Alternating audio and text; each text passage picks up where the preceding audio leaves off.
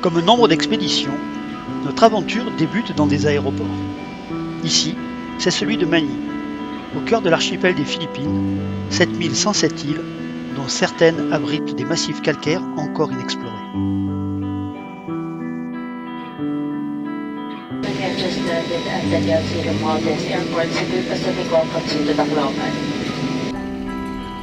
Après l'avion, les moyens de transport vont se succéder pour nous convoyer avec armes et bagages jusqu'aux portes de la forêt.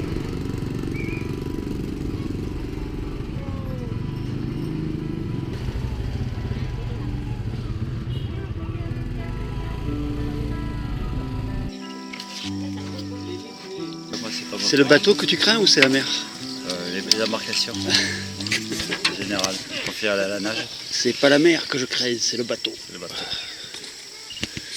Au-delà de ce point, c'est à pied que nous devrons poursuivre notre approche. Nous ne sommes pas revenus sur ce secteur depuis 24 ans. Chacune de nos précédentes tentatives a buté contre la présence de la guérilla. Cette année, la porte s'entrouvre à nouveau, nous laissant espérer de belles découvertes. Rien n'est gagné cependant. À chaque village traversé, nous devons négocier avec les autorités locales l'accès à l'étape suivante, sans oublier de signer le registre des visiteurs. Après ces dernières formalités, il ne nous reste plus qu'à rallier l'emplacement prévu pour notre camp de base. Depuis Matalode, nous devons traverser le plateau calcaire, puis descendre au fond de la profonde entaille creusée par la rivière Oumaquette et remonter sur l'autre versant. Il nous faudra 3 heures de marche pour atteindre la base d'un interminable escalier qui draine nos dernières forces. À son sommet, le village de Gayondato. Une longue rue, unique, entre 2 rangées de maisons de bois et de tôle, écrasées par la chaleur. Après une nuit de repos bien méritée, nous voilà frais et dispo pour une première exploration. Notre hôte, Miguel, sera notre guide, aidé par 2 porteurs recrutés sur place. Nous pénétrons enfin dans la forêt. Sa fraîcheur et sa beauté verticale nous apportent instantanément une satisfaction autant physique qu'impalpable.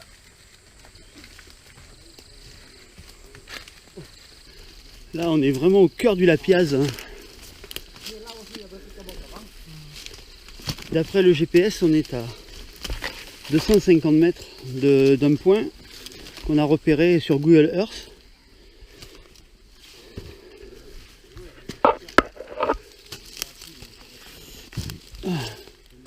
On va voir ce qu'on trouve. Nos efforts sont récompensés. Le gouffre est bien là où on l'attendait. Et là, on tombe sur une méga doline qu'on avait repérée déjà sur Google Earth. Ok, caver, let's go caving.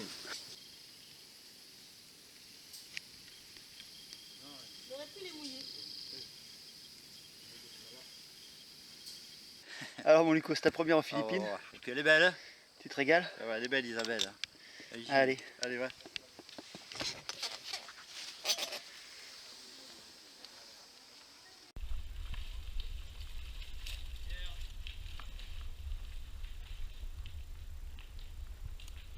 C'est sympa la stéréo quand même aux Philippines. C'est impressionnant. Là, tu veux te soigner des insectes, là, c'est super. Du guano, tout ça, hein? C'est ces chauves-souris sur les milliers d'années qui ont rempli la caverne. Là, sur le guano noir, on voit bien une traînée, là. On dirait de la soie d'araignée, probablement, puisque là, il y a des petits trous de tarentule, là, ou de mygale. Nous lèverons 700 mètres de topographie dans cette cavité qui malheureusement ne donnera pas accès à un réseau actif. Le succès de notre première journée nous a boostés. Dès l'aube, à l'heure où blanchit la campagne, nous repartons. Eh bien, deuxième doline du camp. Super, hein, c'est la première fois qu'on fait des grandes dolines comme ça, des grandes puits. Ça change un peu. C'est super joli. Voilà, ça fait à peu près une trentaine de mètres là. Voilà, avec un passage de nez obligé, donc on est content. Allez, cavers, let's go caving. Jean-Pierre il est déjà dans la topo là. Il a la topo en tête déjà. Il a déjà fait la coupe du puits. Alors après qu'est-ce qu'il y a en bas là? Il y a un siphon, il y a quoi? Une rivière?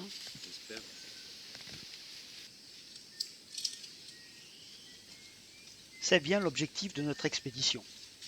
Trouver un accès à l'hypothétique rivière souterraine qui traverse le massif entre Napoté, exploré en 1993, et l'énorme résurgence de Pini-Pisacane, découverte en 1991.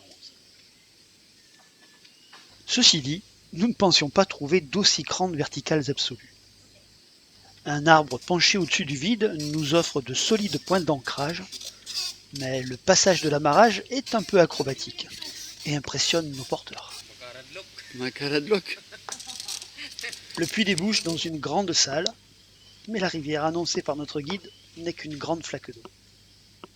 Ce n'est pas cette fois-ci que nous trouverons la rivière. Un dragon, 2 fois le dragon, 3 fois le dragon peut-être en volume. Ah oui. Ah si, c'est énorme après. Là c'est vachement plus grand là. Ouais. Mais par contre, pas l'accès à la rivière. On est trop haut en altitude. On est trop haut. Ouais. Du coup, nous voilà repartis sur les sentiers, vers un nouveau point GPS enregistré il y a quelques mois lors d'une prospection numérique sur un écran d'ordinateur. C'est une doline encore plus vaste que les précédentes. Plus de 80 mètres de diamètre pour 45 mètres de verticale absolue. Bon, le porteur là il me dit qu'il fasse attention aux serpents.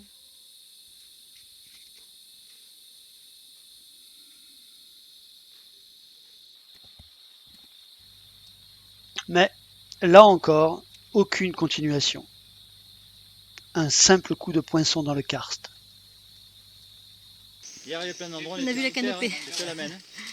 Et après, c'était des entrées fermées en fait. Bon les gars, il va falloir se calmer un peu. Là 3 trous par jour, on va au bout de 10 jours, 300 trous quoi. L'enthousiasme de Gilles lui fait oublier ses tables de multiplication. Allez, la nuit approche, il est temps de rentrer au village.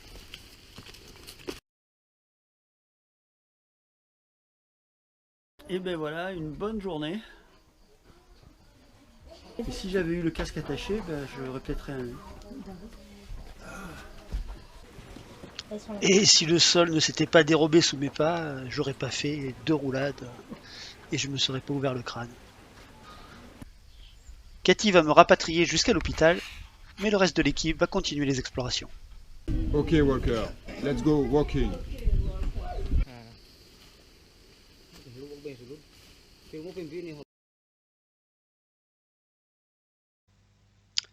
De nouvelles grandes dolines s'offrent à eux.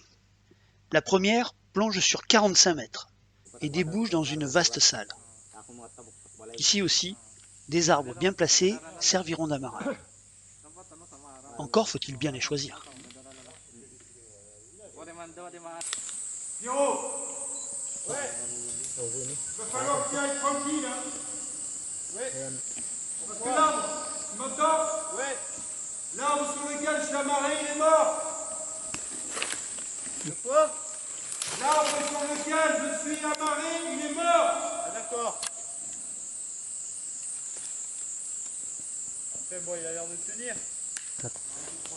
Après vérification, il n'est qu'à moitié mort. L'exploration peut continuer.